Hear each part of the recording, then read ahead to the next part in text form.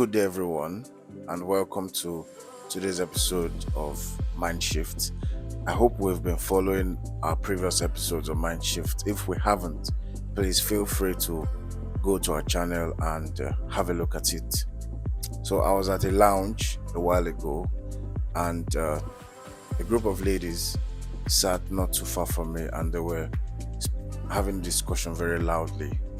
So, they were talking about the man of the house supporting to wash plates, and some of the ladies, they maintain that the man shouldn't meddle with things like that. He's the man of the house, so he shouldn't meddle with small things like that, right? And some were of the opinion that he should be able to support with washing plates, right? So it was a very serious and fun conversation.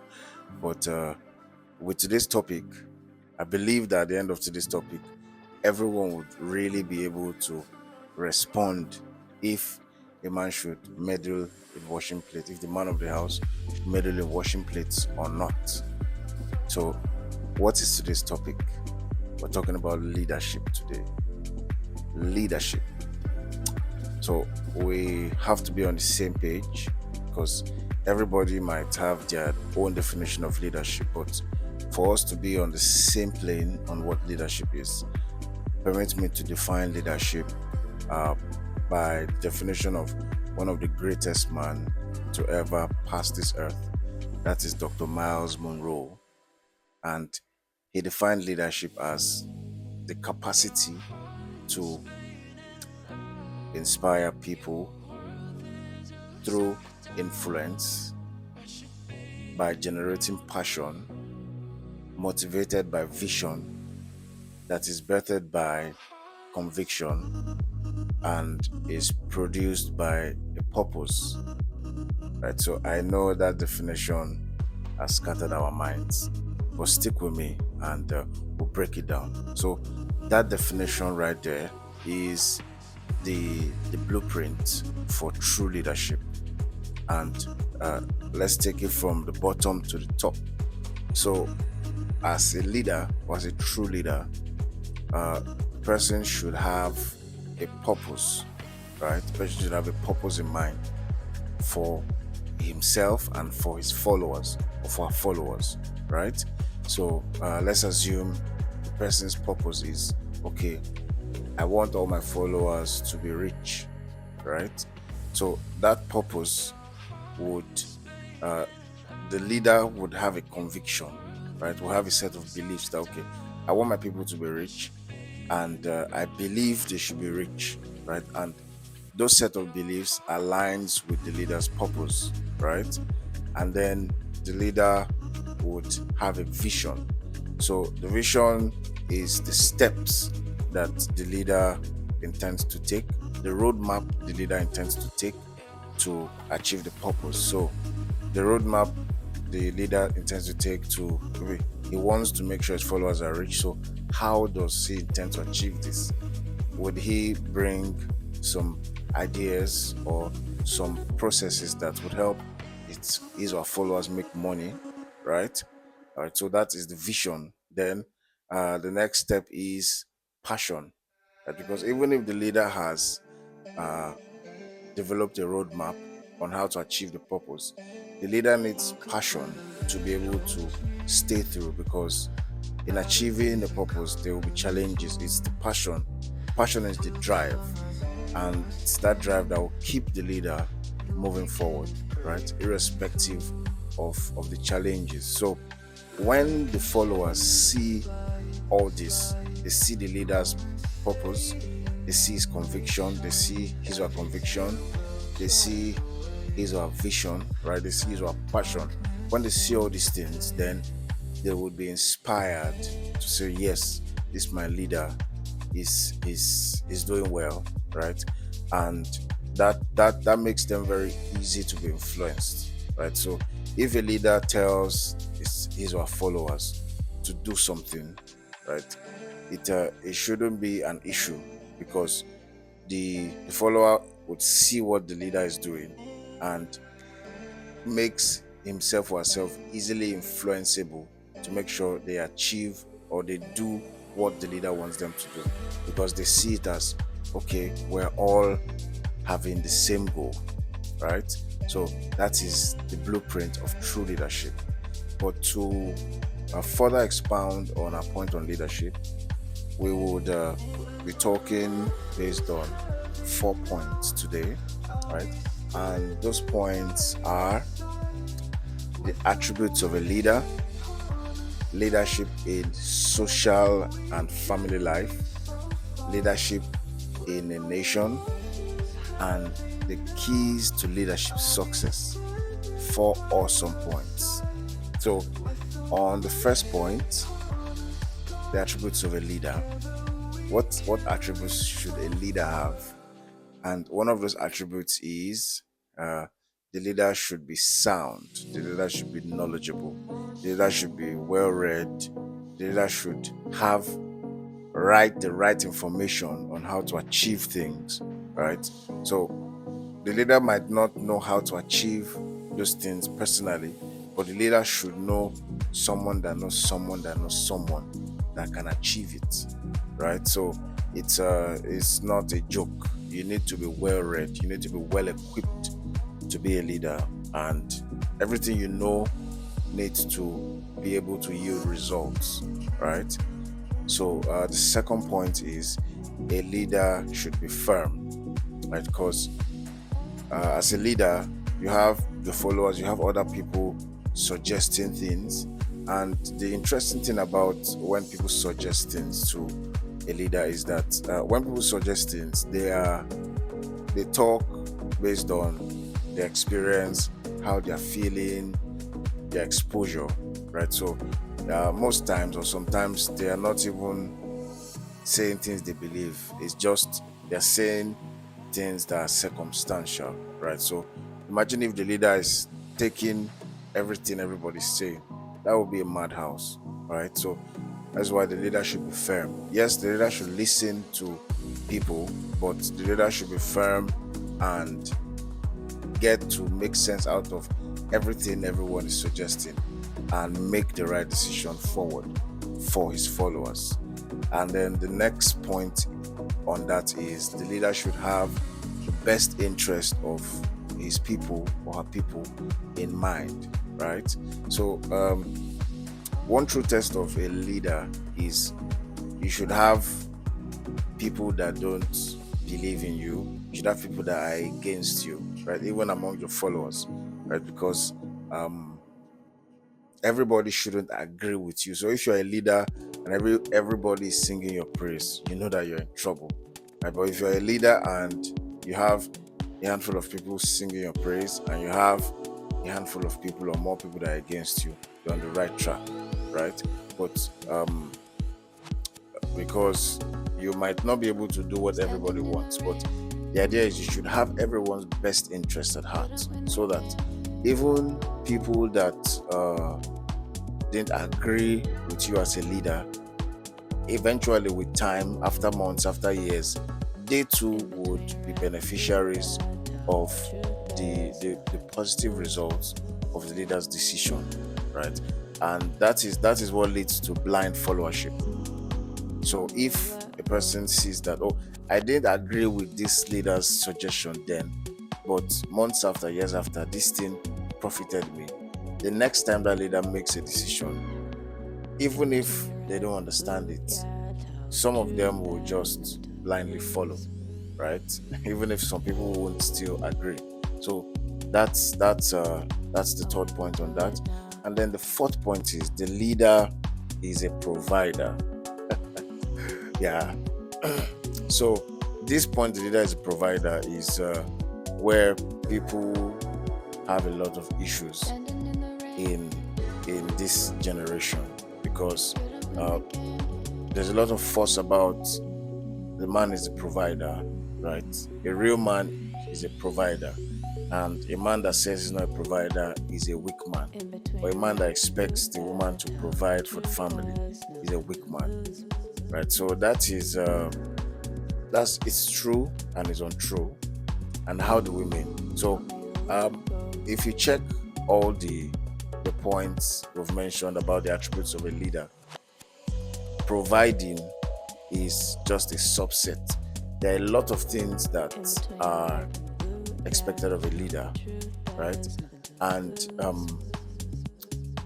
if we give a leader, right, or the leader of the family, if all respect of the person is only to provide, then you are just taking a chunk of their responsibility, and that cannot go well.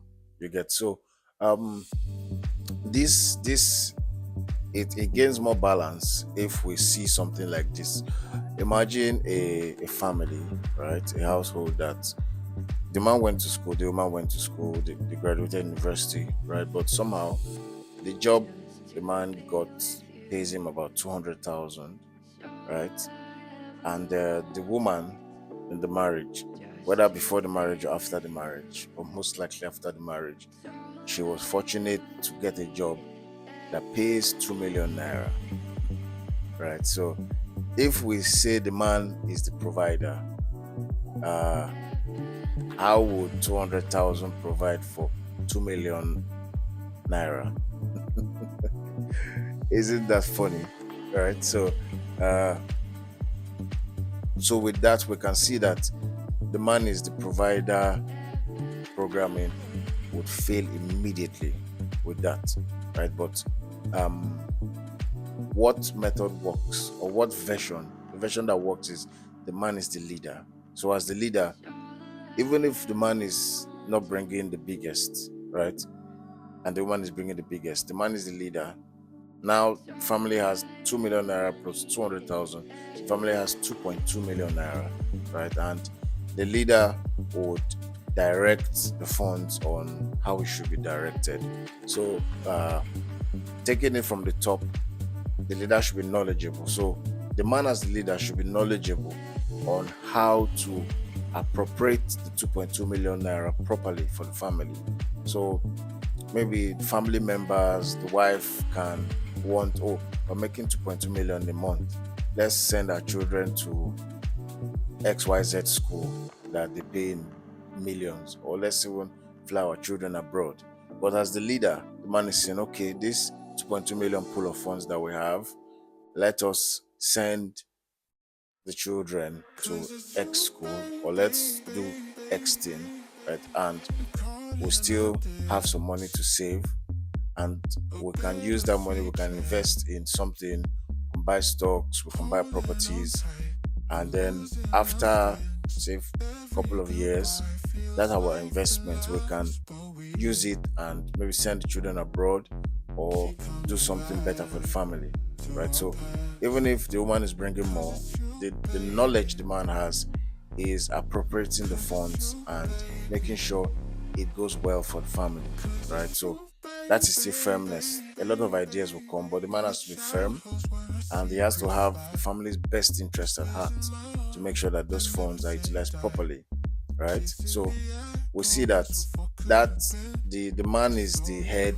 and the man is the leader. It works in that scenario, and the man is the provider. It doesn't work in that scenario. So I believe our minds have been open. So anytime we hear that argument come up, we need to come back to this channel to learn. Right. So the fifth point on it is a leader should be able to make sacrifices. Right. Sacrifices.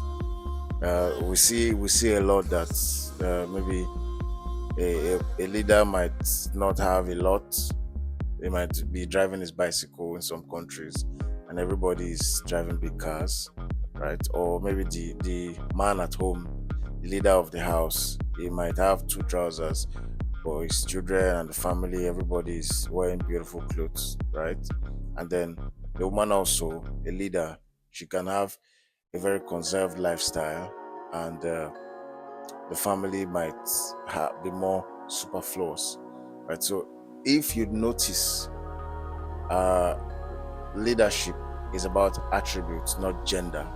So I didn't say to be a leader you need to have broad shoulders. So that means a woman can be a leader also, right? But she has to align with all these attributes, right?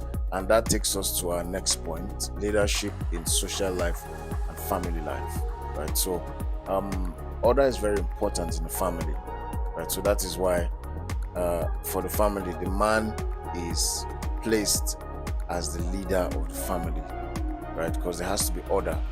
So there's the leader, there are the followers, and everything follows a sequence, right, for the family to go well, right? But in the social sector, if a woman has the attributes of a leader, she can lead.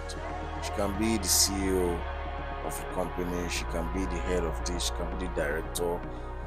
And I believe we see these days we see a lot of women in leadership positions. So the attributes is what makes woman a good leader. All right. So on our third point, leadership as a nation, right? So that is a very interesting point. But even before we go there, leadership as relating this to the japa syndrome, we see a lot of people leaving the country, and they're leaving the country. They want a better life for their family, for the families to create, right? And that's beautiful. And we see a lot of people stay back also in Nigeria and try to make it work. But the question is, going back to the definition of leadership, leadership starts from purpose. So what is your purpose? So you that is jackpine, or you that is staying back, what is your purpose? Does jackpine align with your purpose, or are you just running away from Nigeria because everybody's running away and everybody's saying, "Oh, in 10 years time Nigeria will die, so let me run before it dies." So if you don't have a purpose, if you don't have a plan and a vision, you don't have the passion and all that, you are just jackpine into trouble, right?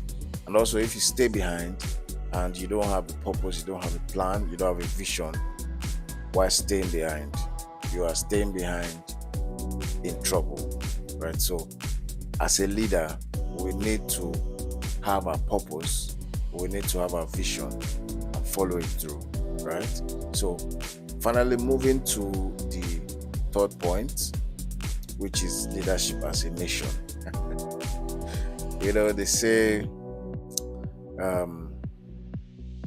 there can be destructive leadership and there can be constructive leadership, right? And the country I'm speaking from is Nigeria. So Nigeria is a beautiful country, but it's safe to say that we practice destructive leadership in the country. And I was listening to a speaker one time, and it was like he feels sad for Nigerians because Nigerians don't have any idea of what true leadership is. The political leadership system in Nigeria is not what is not what true leadership to be. So Nigerians don't have an idea, a real feel of what true leadership is. So from the definition of a leader, we see that a leader leads by inspiring people, right? That's leadership, right? But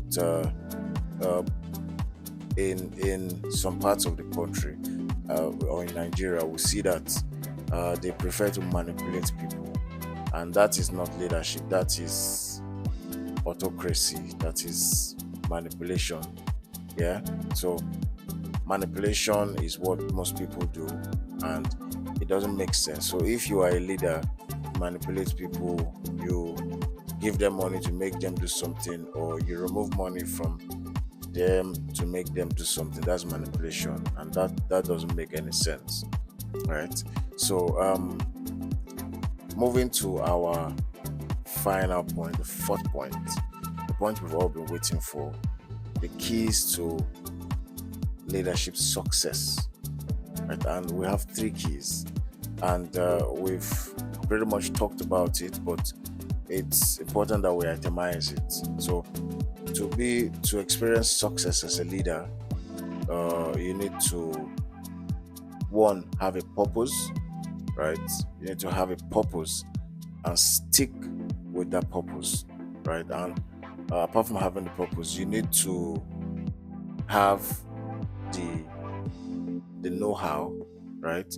You need to have the know-how on how to achieve that purpose, right?